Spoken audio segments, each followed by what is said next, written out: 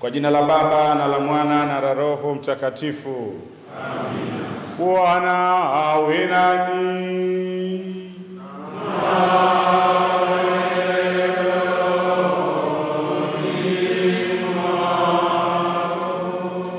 Taifa la Mungu, karibuni kwenye adhimisho la Ekaristi asubuhi ya leo. Tunafanya misa hii tukimshukuru Mwenyezi Mungu kwa ajili ya hija yetu ambayo wengi wenu umeianza jana. Na basi leo tunamwambia Mwenyezi Mungu asante kwa makubwa hayo tutendea tunapokutana kwa namna pekee kama naumu wa Katoliki pamoja na familia zilizotusindikiza. Tunasali kwa heshima ya Mtakatifu Yosefu, mume wa Bikira Maria. Tunamwomba Mtakatifu Yosefu atuombee. Tumekuja hapa na sisi tukiwa katika harakati za kutafuta utakatifu. Yote haya tunafanya tukimtafuta Mwenyezi Mungu, tukijitahidi kuwa karibu zaidi na Mwenyezi Mungu, na kwa namna pekee katika kipindi hiki cha Kwaresma. Kumbe Mtakatifu Yosefu awe mwombezi wetu, awe msimamizi wetu katika safari yetu. Haya yote ambayo tumeyafanya tangu jana na leo tunafanya misa hii takatifu, basi tuweze kupata baraka kutoka kwa Mwenyezi Mungu kwa mwombezi yake Yosefu mtakatifu, yeye mume wa Bikira Maria. Basi kwa namna pekee kina baba ambao mko hapa ni mwombezi wenu, awaombee muweze kuwa kina baba wema, muweze kuwa waume wema kwa mfano wa Yosefu mwenyewe. Hiyo ndio hasa nia yetu, ndio lengo letu. Familia ya Nazareti iwe ni mfano wa familia zile ambazo tunakuwa nazo huko majumbani mwetu. Kumbe Mwenyezi Mungu atujalie katika hayo na nia binafsi ambazo tunakuja nazo. Pamoja na hayo yote, tunaungana pia na Mkristo mmoja ambaye anaiombea kampuni yake kwa mwombezi ya Mama Bikira Maria iweze kukua. Ili sadaka yetu mpendezi Mwenyezi, tuanze kwa kukiri dhambi zetu. Na muungamia Mungu Mwenyezi.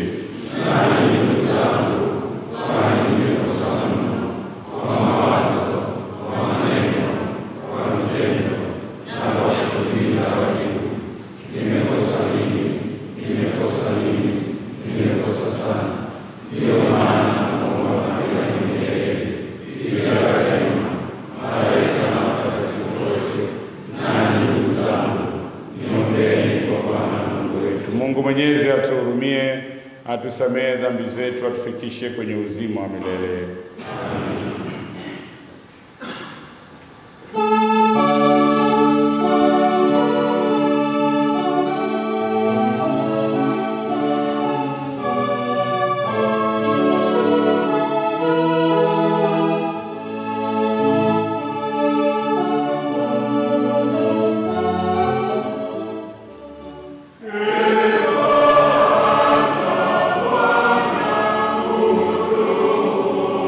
Amen.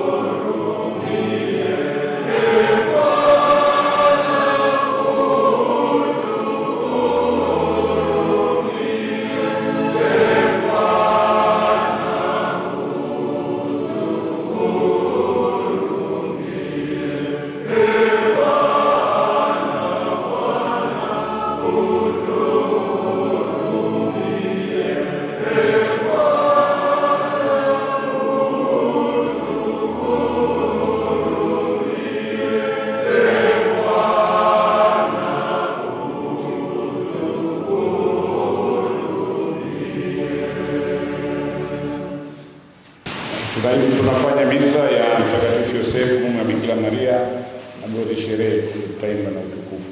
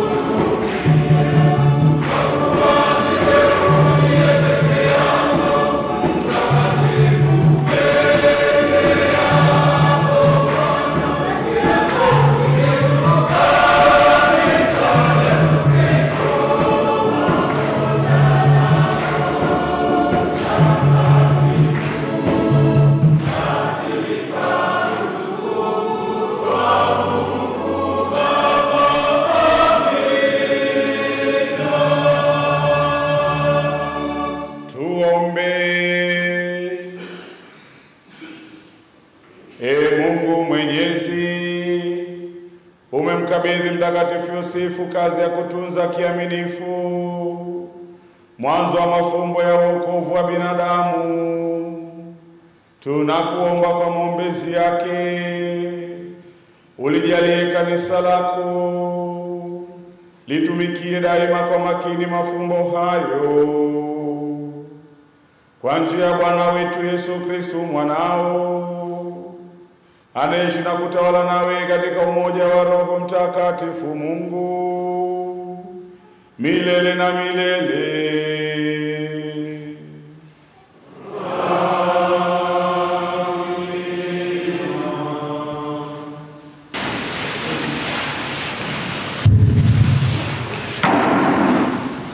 Somo la kwanza, nitaifanya imara ufalme wako.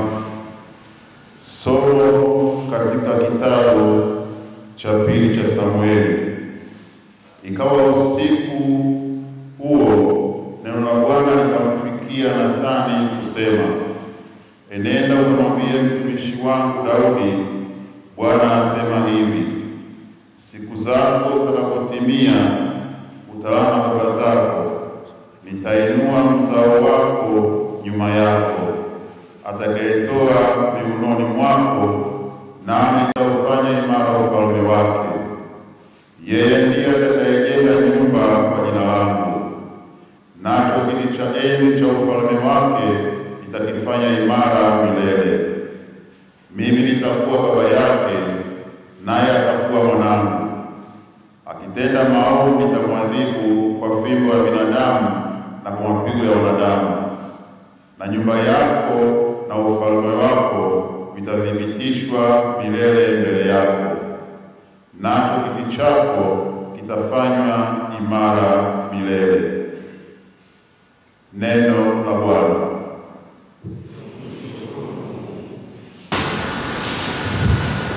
Wimbo wa katikati, itikio: wazao wake watadumu milele.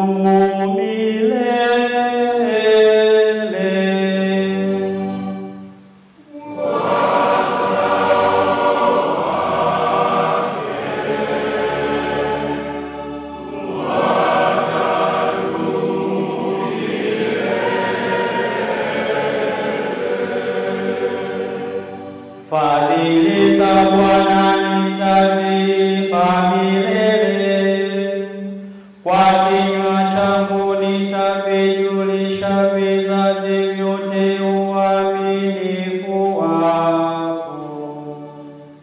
Maana nimesema, fadhili zitajengwa milele,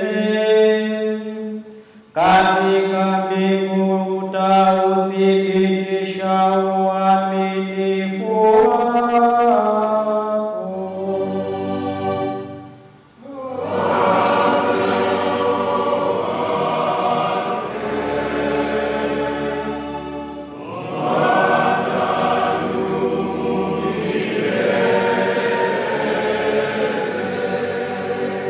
Nimefanya agano na mteule wangu, nimemwapia Daudi mtumishi wangu. Wazao wako nitawafanya imara milele, nitakijenga kiti chako cha enzi hata milele.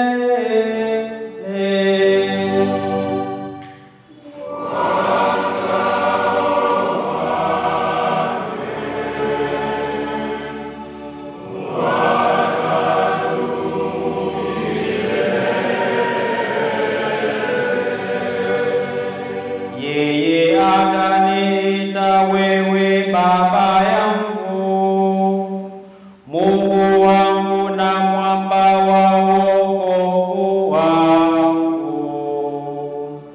Hata milele nitamwekea fadhili zangu, na agano langu litafanyika amini kwake.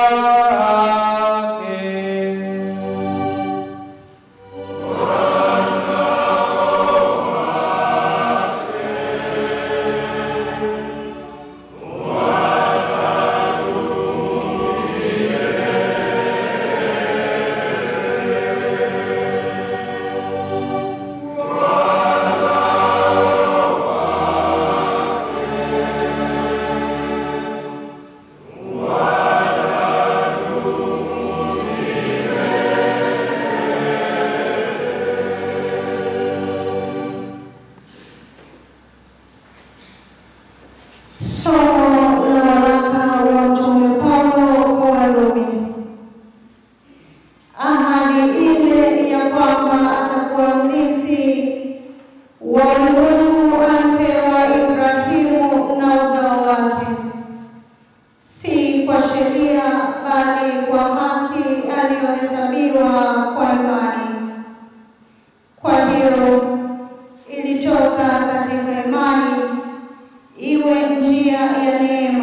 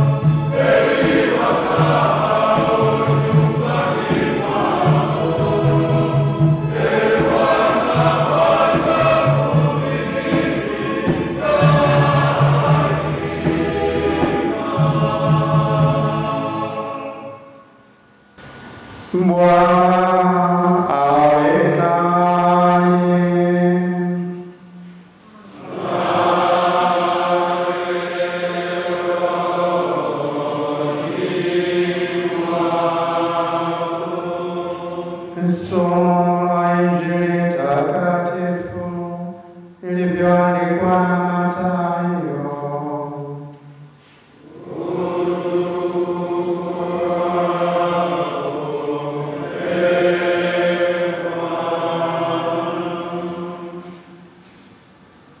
Yakobo alimzaa Yusufu mumewe Mariamu aliyemzaa Yesu aitwaye Kristo.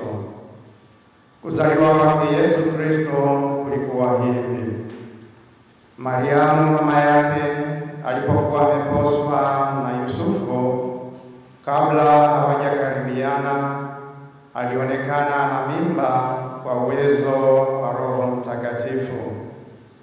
Naye Yusufu mumewe, kwa vile alivyokuwa mtu wa haki, asitake kumwaibisha, aliazimu kumwacha kwa siri. Basi alipokuwa akifikiri hayo, tazama, malaika wa Bwana alimtokea katika ndoto akisema, Yusufu mwana wa Daudi, usihofu kumchukua Mariamu mkeo, maana mimba yake ni kwa uweza wa Roho Mtakatifu. Naye atazaa mwana, nawe utamwita jina lake Yesu, maana yeye ndiye atakayewaokoa watu wake na dhambi zao. Naye Yusufu alipoamka katika usingizi, alifanya kama malaika wa Bwana alivyomwagiza, akamchukua mkewe. Neno la Bwana.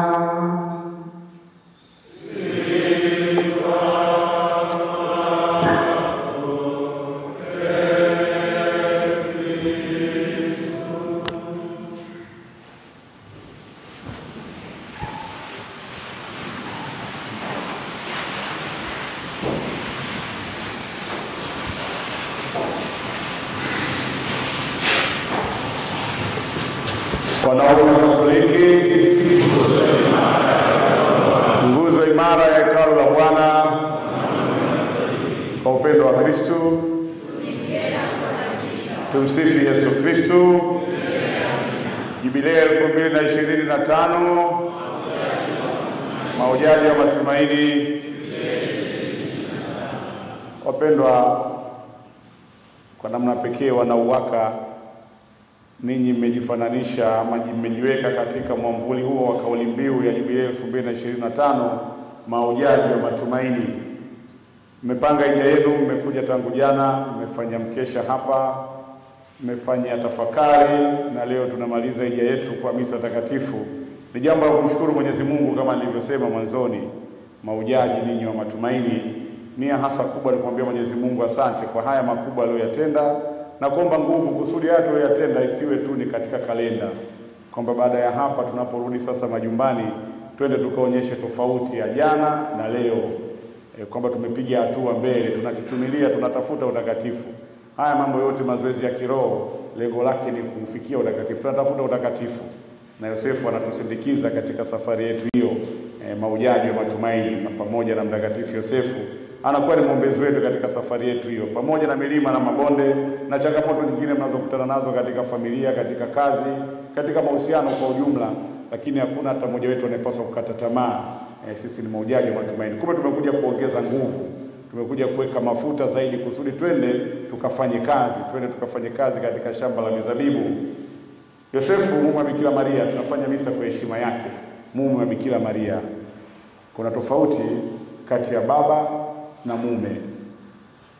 Baba anaweza ukawa mume, lakini inawezekana ukawa baba lakini usiwe mume. Manake kuwa mume unategemea, ni mahusiano kati ya wewe na huyo mke. Kuwa mume lazima kuwe kuna mahusiano kati ya mume na mke. Unaweza ukawa baba usiwe mume. Sasa tunasali nini kina baba ambao tayari mmekwisha ingia katika maagano ya ndoa, usibaki tu kuwa baba, uende zaidi uwe pia mume. Baba ni mtu kwamba huyu ana mtoto, amempata mtoto na mama fulani, kwamba ni baba yake. Inawezekana baba huyu akai na huyu mama, lakini walau yule mtoto ni wa kwake. Lakini sasa wewe ambaye katika maagano ya ndoa, mwanauwaka, kwamba wewe unakuwa baba na unakuwa mume. Ndio tunaliomba hilo tunapofanya leo sherehe ya Yosefu mume wa Bikira Maria, kwamba pamoja na mengine yote tunayatamani kufikia utakatifu, tunaombeeni muangalie Mtakatifu Yosefu kama mfano. Mume unakuwa karibu na mke wako. Sasa kuna sifa za mume na tunaangalia Mtakatifu Yosefu kama mfano. Sifa za Mtakatifu Yosefu niseme tu kwa ufupi machache. La kwanza, Mtakatifu Yosefu aliilisha familia yake, ni provider. Anatoa kwa ajili ya familia yake, anafanya kazi yake ya useremala, na katika kazi yake hiyo anailisha familia yake, anailisha familia yake, ana provide kwa ajili ya familia yake. Sasa na wewe baba mwanauwaka na wale ambao mtakuja kuwa baadaye kina baba na mume, tunaomba sana hilo, kwamba wewe usibaki tu kwamba mimi ni baba tu, uwe pia mume, kwamba wewe unailisha familia yako. Na itakuwa bahati mbaya sana umekosa jana usingizi, umeshinda hapa umesali, lakini unarudi nyumbani unashindwa hata kutimiza majukumu yako kama baba na mume ndani ya familia. Haitoshi tu kwa baba, uwe pia mume, kwamba mimi ni mume na baba, kwamba ninagawa, ninatoa kwa ajili ya familia yangu, nafanya kazi na kila ninachopata ninaitunza familia yangu. Yusufu alifanya hayo kwa kazi yake, kwa mikono yake, kwa useremala wake, aliweza kuitunza familia yake. La pili, kujali. Yosefu alijali. Kina baba na nini, baada ya hii mwende nyumbani mjali. Unaijali familia yako. Kwamba unaikea, unaijali familia yako, familia yangu unaijali. Umeitelekeza familia au ijali au iangalie, unakwenda tofauti. Yosefu alijali familia yake. Haya ambayo mmeyafanya hapa wapendwa, tafakari mliyofanya hapa na yote mazoezi ya kiroho yaliyofanyika hapa yatusaidie katika hilo la pili. Jali familia yako. Au jua watoto wanasoma wapi, au jua wamekula nini, au jua anaishije mke wako, au jua anaishi vipi. Lakini wewe pia uko mule ndani una kitenge cha uwaka, na ulikuwepo Pugu kakesha. Sasa uliwezekana mjana juzi ulikosea, sasa leo unaporudi nyumbani uweze kuona tofauti, majirani waone tofauti. Ndio hasa hayo tunapofanya mazoezi ya kiroho, tunajitahidi kuwa karibu na Mungu zaidi kuliko jana. Kwamba wewe baba unamwangalia Yosefu kama mfano, kwamba unaijali familia yako, unailisha, unaijali, unaitunza. La tatu ni kuitunza. Yusufu tunaona katika masimulizi mengi yuko pamoja na Bikira Maria, anaitunza familia yake. Anaambiwa kwamba bwana Herode anataka kumwangamiza mtoto, Yosefu yuko pale, wanakimbia na mama kwenda Misri. Unaitunza familia. Wanakwenda Yerusalemu, mtoto anapotea wakati wa kurudi, baadaye wote wawili wanamtafuta mtoto Yesu, sio mama peke yake, wote wawili. Ndio maana Bikira Maria alipomwona Yesu anasema, baba yako na mimi tulikuwa tunakutafuta, baba yako na mimi. Sasa kina baba tunaombeni sana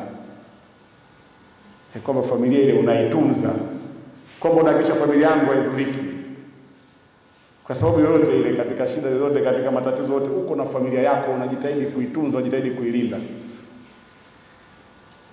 Itunze familia yako, kwamba unailinda familia yako. Yosefu ameilinda familia yake. Mwanauwaka, linda familia yako. Au jui wanaangalia nini, au jui watoto wanafanya nini, au jui wamesoma nini, au jui wamecheza na nani. Uilinde familia yako, vinginevyo unakuwa umefeli. Unakuwa ni baba lakini sio mume.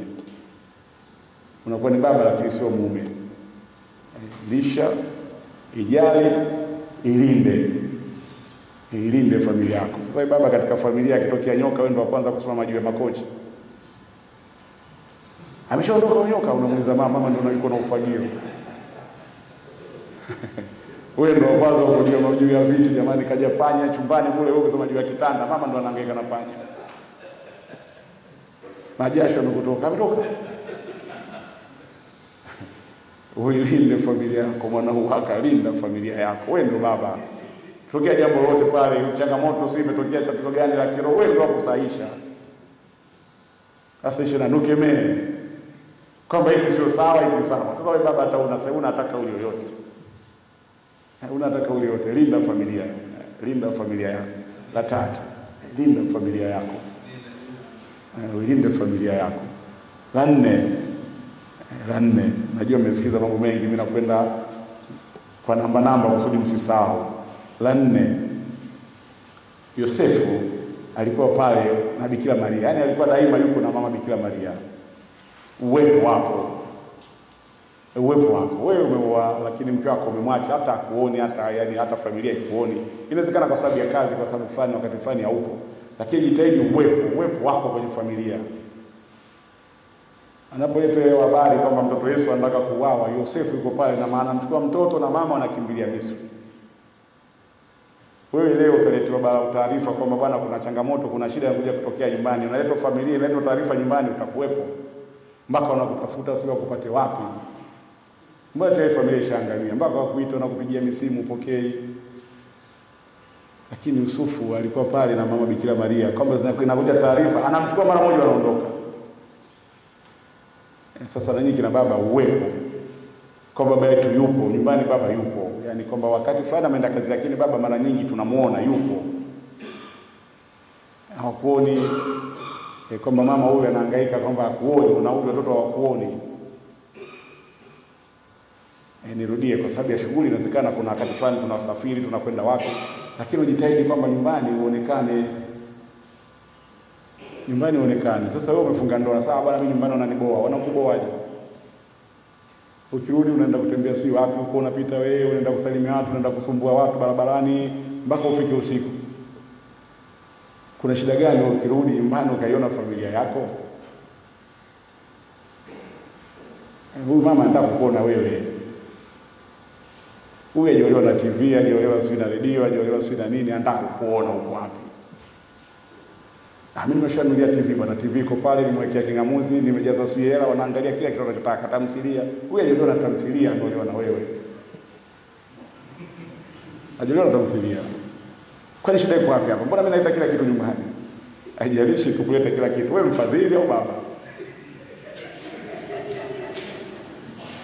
Anatakiwa wewe baba na mume, sio mfadhili. Mfadhili hiyo ni jukumu lako.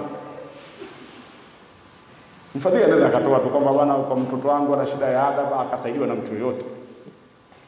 Mbona mimi nalipa ada? Mbona naleta chakula? Shida yao iko wapi? Shida yao wewe. Shida sio kwamba chakula, sio umelipa chakula, umeleta unga, hiyo sio, hiyo sawa, leta, lakini na wewe uwepo. Kumbe Yosefu alikuwepo.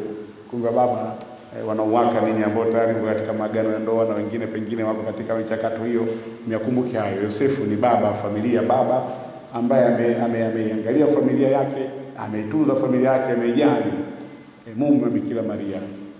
Nawe kadhalika nyumbani wasema kwamba huyu ni mume wa fulani. Ni mume wa fulani, unakuwepo. Kuna watu wengine mpaka wanashangaa, kuko mama kaolewa, sisi tulikuwa tunamuona kila siku mwenyewe. Hata wajua sababu yeye kuona naye hata siku moja.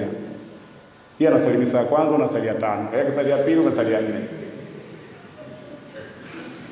Ndio umetokea siku gani? Siku na siku kuu, naye kaja mama na umekuja. Sasa jamani, huyu mume wangu, watu wanashangaa. Mama kumbe kaolewa. Mbaki sisi tulifikia dada yake kafa, labda mjane. Kumbe mama mume wake yupo. Anasema yeye yupo, ndio huyu. Uwepo wapendwa. La 5 si la 6 kingine, maana nikianza kuhesabu sana nitakosea. Kutunza siri. Tumesikia katika somo la Injili, Yosefu anapata taarifa kwamba mama Bikira Maria ni mjamzito, anataka kumwacha kwa siri. Hataki kumwaibisha mke wake. Hataki kumwaibisha. Lakini sasa ninyi mnaaibishana, mambo ya ndani ya nyumba mnatoa nje. Ukisha kama mahali ukapewa ofa kidogo na simulia mambo yote, bwana nyumbani mama hataki kupika, mama zikafanya nini, anakoroma usiku. Wewe shida yako nini? Usitoe siri kwamba huyo Yosefu akasema akazimia kumwacha kwa siri. Naye Yosefu mwenyewe kwa vile alivyokuwa mtu wa haki, asitake kumwaibisha, aliazimu kumwacha kwa siri. Sasa ni mambo yote ya barani, mkikaa kwenye vijiwe gani mnaelezea mambo yote nyumbani kwenu.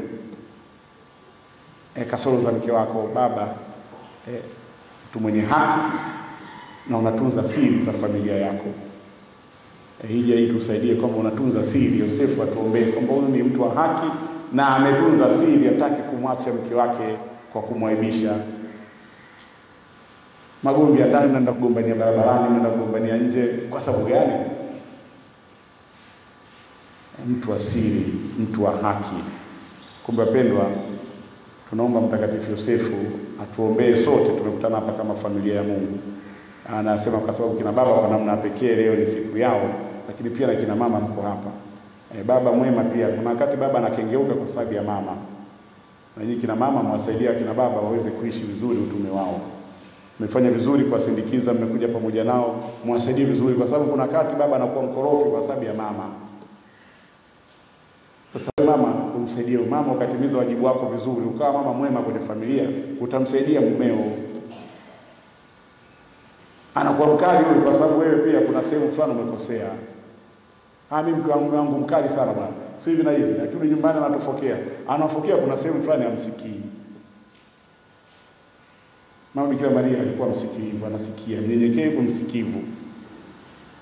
Sasa hivi kila mmoja anataka kunyanyua mabega.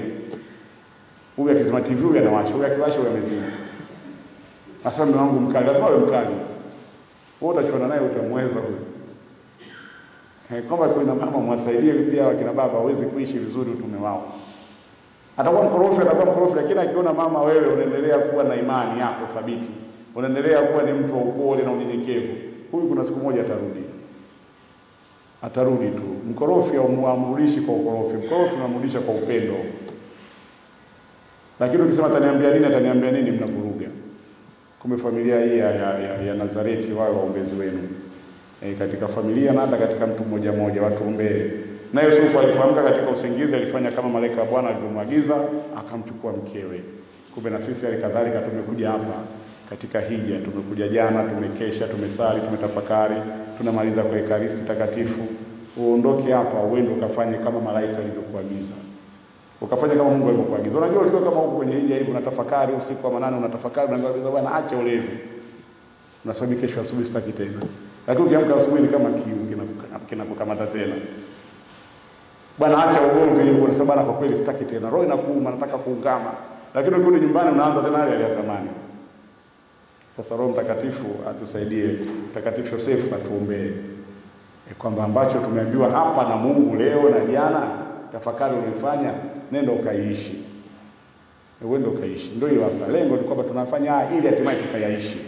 Yasibaki tu katika ratiba. Mafungo yalikuwa mazuri sana bwana, walikuja watu wengi, walifanya nini? Lakini sasa baada ya pale tunatumwa. Tumeyasikiliza haya, tunatumwa. Kumbe basi nirudie tena na niwapongeze kwa hija hii takatifu, na tunamwomba Mtakatifu Yosefu atuombee ili tuweze tukaanza maisha mapya katika kuelekea utakatifu. Haya ambayo tumeyataja kwa kifupi ya Mtakatifu Yosefu yawe pia ni mwongozo kwa kina baba dini kwa namna pekee. Mwende mkatendee kazi. Kama ulishindwa jana, leo ufanye vizuri. Hakika asema Bwana, sifurahi kifo chake mtu mwovu, bali auache mwenendo wake mbaya apate kuishi. Tumsifu Yesu Kristo. Tumsifu Yesu Kristo. Walao unalolala wameamka. Basi tusimame na kukiri imani yetu.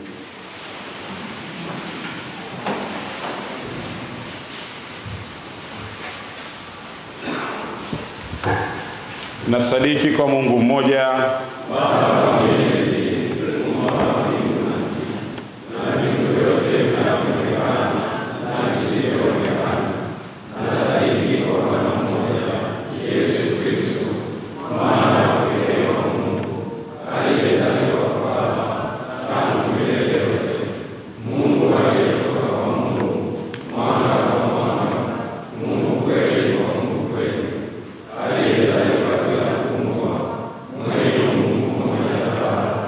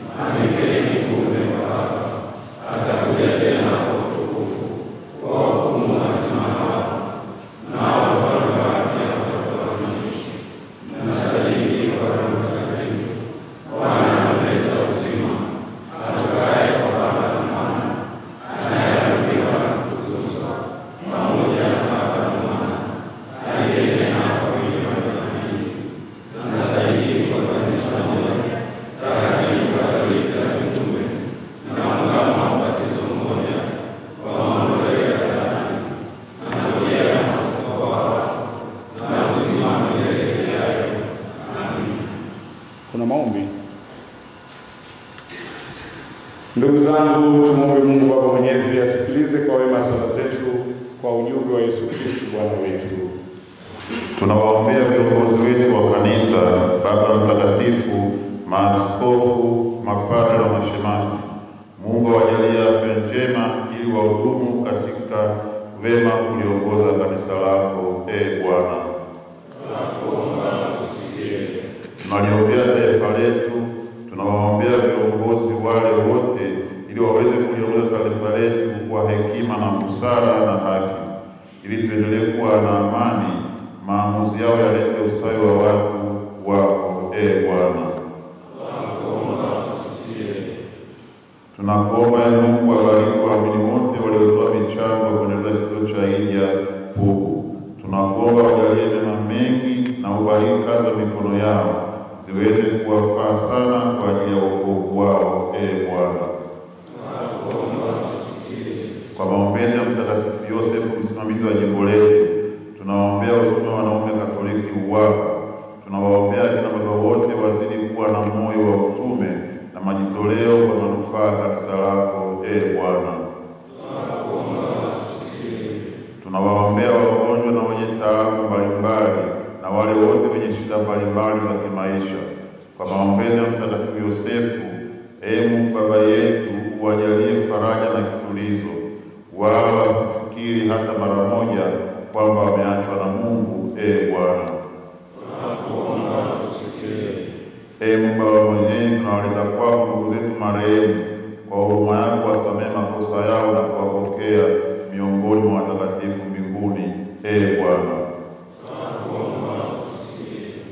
Mungu uliye makimbilio na nguvu yetu, uliye asili ya wema wote, usikilize sala za kanisa lako, utujalie ili hayo tunayoomba kwa imani tuyapate kweli kwa njia ya Kristo Bwana wetu.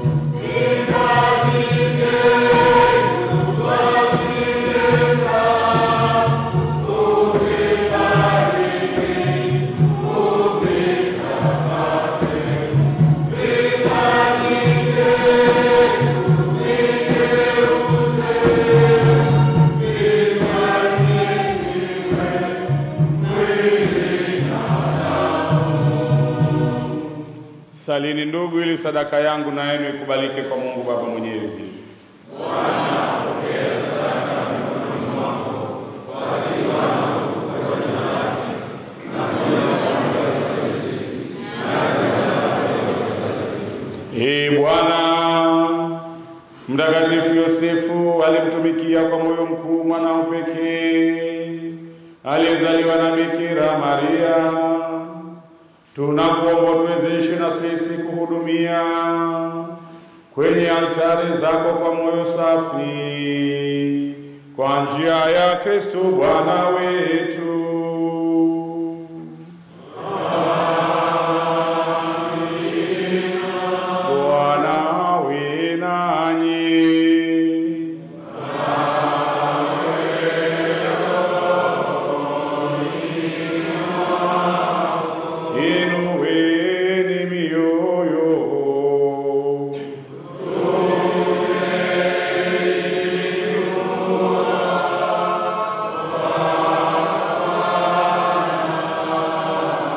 Tumshukuru Bwana Mungu wetu.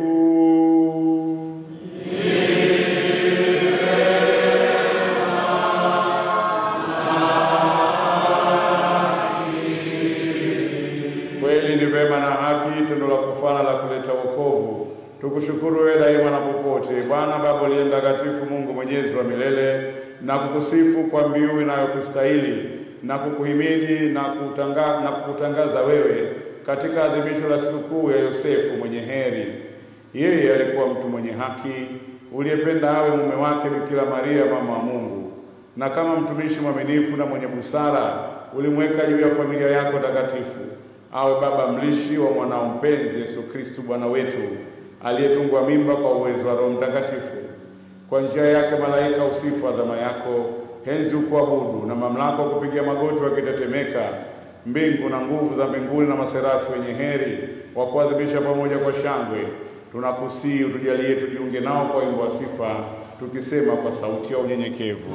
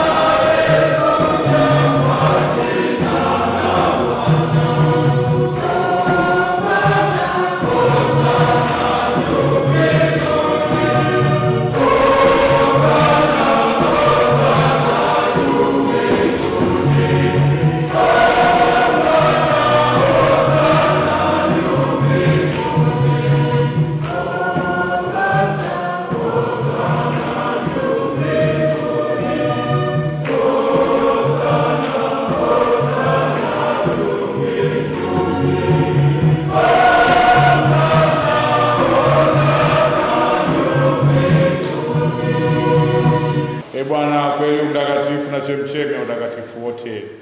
Tunakuomba vitakatifuze vipaji hivi kwa nguvu ya Roho wako, ili viwe kwetu mwili na damu ya Bwana wetu Yesu Kristo. Yeye alipotolewa na kuingia kwa hiari katika mateso yake, alitoa mkate, akashukuru, akaumega na akawapa wafuasi wake akisema, twaeni mle nyote, huu ndio mwili wangu utakaotolewa kwa ajili yenu.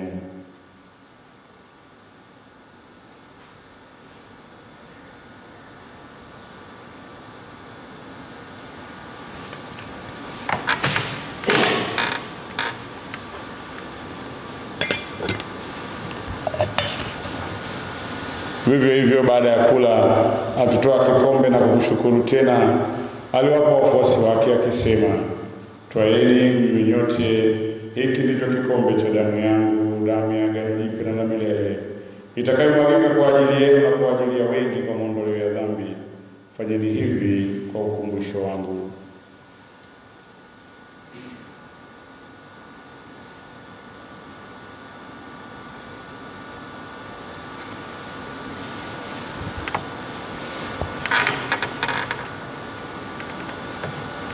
Fumbo la imani.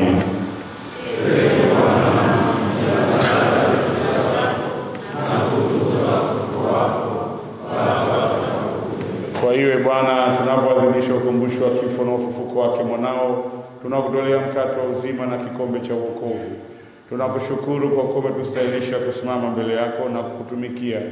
Pia tunakusihi kwa unyenyekevu, ili kwa kushiriki mwili na damu ya Kristo tukusanye na Roho Mtakatifu tupate kuwa jamaa moja. Ee Bwana, ulikumbuke kanisa lako lililoenea popote duniani. Ulikamilishe katika mapendo pamoja na Baba Mtakatifu wetu Francis na askofu wetu mkuu Yuda Thadeus Ruwa'ichi na askofu msaidizi Henry Chamungu na wakili wote. Wakumbuke pia ndugu zetu waliofariki dunia wakiwa na tumaini la ufufuko na marehemu wote waliofariki dunia katika huruma yako, wapokee kwenye nuru ya uso wako. Tunakuomba Ee Bwana, uturumie sisi sote, ili pamoja na Maria Bikira mwenye heri mama wa Mungu na Mtakatifu Yosefu mume wake Bikira, mitume wenye heri na watakatifu wote waliokupendeza tangu kale, tustahili kushiriki uzima wa milele na kukusifu na kukutukuza kwa njia ya mwanao Yesu Kristo. Kwa njia yake na pamoja naye na ndani yake, wewe Mungu Baba Mwenyezi, katika umoja wa Roho Mtakatifu, unapata heshima yote na utukufu milele na milele. Amen.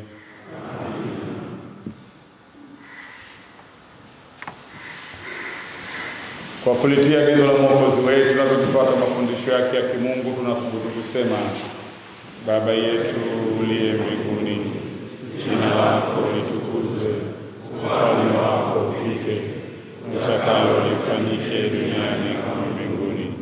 Utupe leo mkate wetu wa kila siku, utusamehe makosa yetu kama tunavyowasamehe na sisi waliotukosea, usitie katika kishawishi, lakini utuokoe maovu.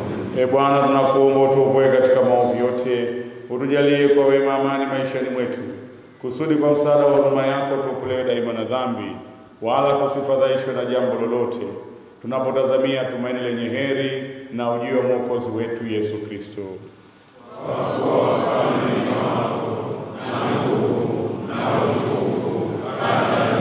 Ee Bwana Yesu Kristo, uliwaambia mitume wako, amani na waachieni, amani yangu na wapa, usizitazame dhambi zetu, ila tu imani ya kanisa lako. Upende kulijalia amani na umoja kama yalivyo mapenzi yako, unaishi na kutawala milele na milele. Amen. Amani ya Bwana iwe daima nanyi.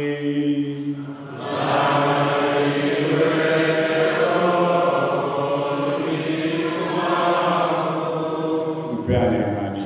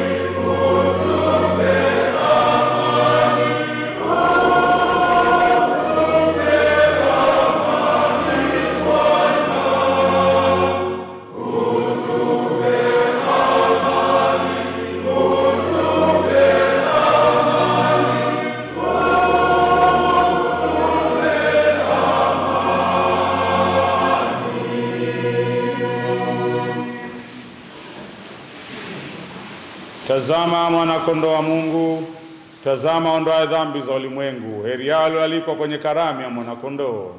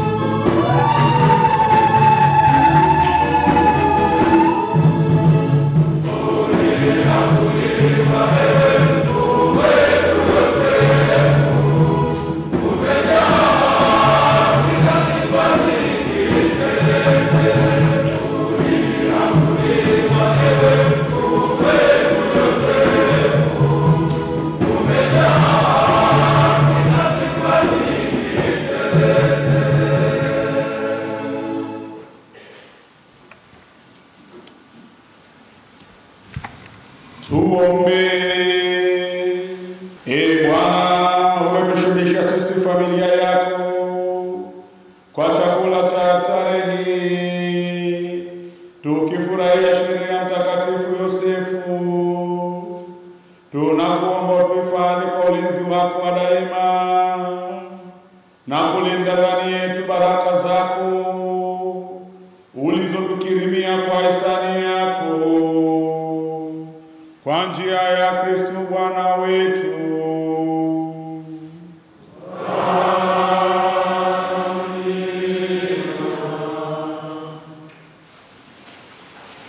Usifu Yesu Kristo. Jubilei 2025, mahujaji wa matumaini. Na mimi niungane nanyi kumshukuru Mwenyezi Mungu kwa baraka na neema zake kwa hija yetu tangu jana mpaka leo. Na pili nitoe salamu za mashamba ya Askofu Mkuu Thaddaeus Ruwa'ichi ambaye alitamani kuwa nanyi katika adhimisho hili, lakini ana majukumu tena mengine ambayo ni lazima aende akayatekeleze. Kumbe mimi kama alivyosema mwenyekiti, nimekuja kwa jina lake kuja kusali pamoja nanyi. Kumbe basi salamu nyingi kwa mashamba ya Askofu Mkuu Yuda Thaddaeus Ruwa'ichi. Anawapenda sana na anawaombea, na nyinyi naamini mnamuombea. Kumbe basi baada ya hija yetu hii turudi nyumbani salama kama alivyosema, na Mwenyezi Mungu abariki nia zetu, abariki familia zetu, na yale mema yote tunakusudia kuyafanya yaweze kupata kibali machoni pake. Baba mkurugenzi, tunakushukuru kwa mapokezi yako, na basi Mwenyezi Mungu aendelee kuwa pamoja nawe katika utume wako. Baada ya kusema hayo, tusimame kwa ajili ya baraka.